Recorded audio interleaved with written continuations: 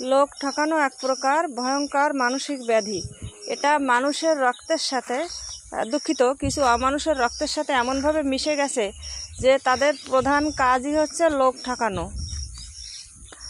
লোক ঠকিয়ে এরা নিজেদেরকে খুব বড় মনে করে, আরে অমুককে ঠকাতে পেরেছি।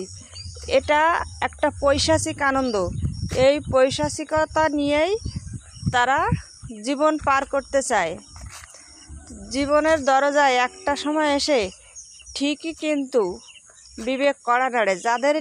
যাদের সঙ্গ নিয়ে আপনি লোকগুলো ঠকাচ্ছেন, যারা আপনাকে বিশ্বাস করছে, একটা সময় কিন্তু তারাই আপনার সাথে থাকবে না।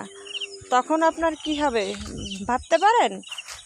তখন আপনার ভাগ্যে হতাশা, লাঞ্ছনা, অপমান এগুলো তো আছেই।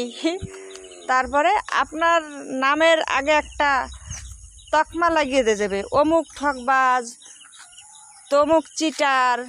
এরকম করে করে কিন্তু আপনাকে একেবারেই সবার সামনে হেয় করে দেবে।